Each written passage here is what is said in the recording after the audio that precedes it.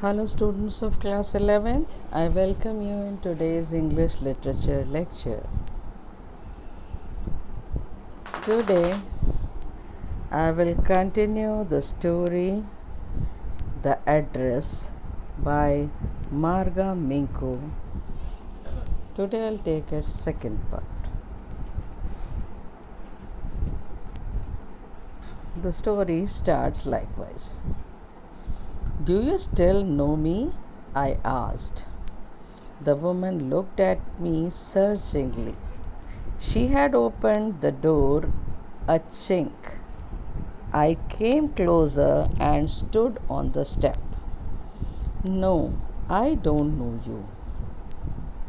I am Mrs. S. daughter. She held her hand on the door as though she wanted to prevent it opening any further. Her face gave absolutely no sign of recognition. She kept staring at me in silence.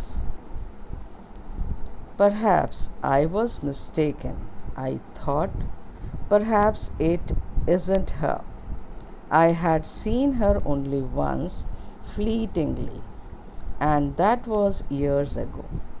It was most probable that I had rung the wrong bell. The woman let go of the door and stepped to the side. She was wearing my mother's green knitted cardigan. The wooden buttons were rather pale from washing.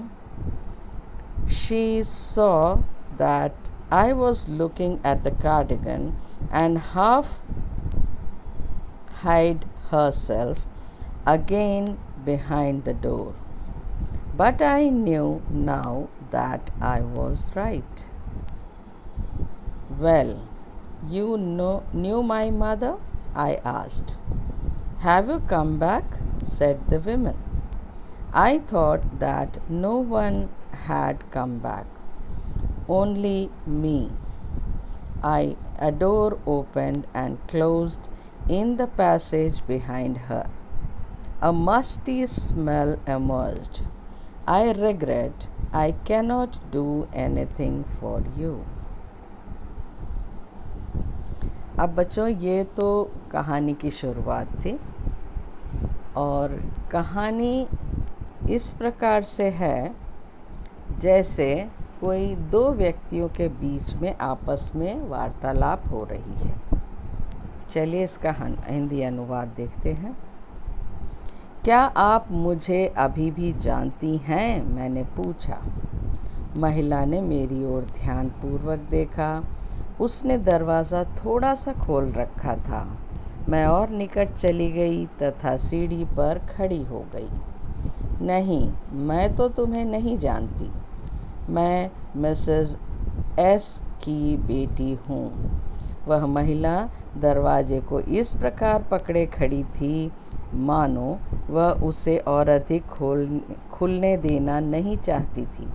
उसके चेहरे पर मुझे पहचान पाने का कोई चिन्ह नहीं दिखा। वह मुँह खड़ी मेरी ओर एकटक देखती रही। शायद मुझसे गलती हो गई थी। मैंने सोचा कि शायद यह महिला कोई अन्य हो। मैंने उसे केवल एक बार ही देखा था, वह भी उड़ती नज़र से, और वह भी अनेक वर्ष पूर्व। नितांत संभव था कि मैंने गलत घर की घंटी दबा दी हो।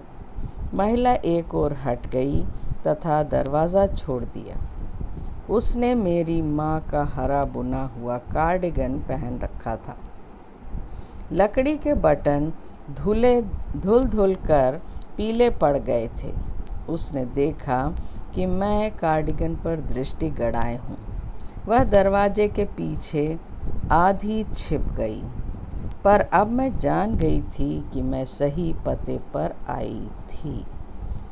"आप मेरी माँ को जानती थीं?" मैंने पूछा। "तो क्या तुम वापस आ गई?" महिला ने पूछा। "मैं तो सोचती थी कि कोई भी वापस अब तक नहीं आया है, केवल मैं ही लौट आई हूँ।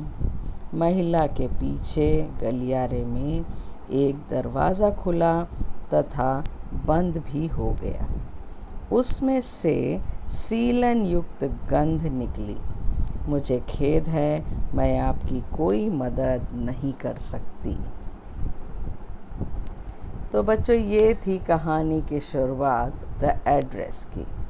द एड्रेस यानी पता, और एक पते को लेकर के जो हमारी राइटर हैं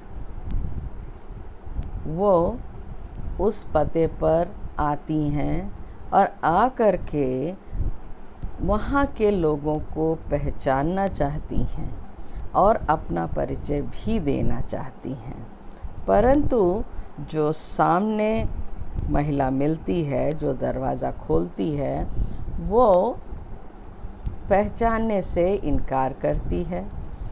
और इस वजह से जो लेखिका हैं वो दुविधा में पड़ जाती हैं कि वो सही पते पर पहुंची हैं या नहीं पहुंची हैं।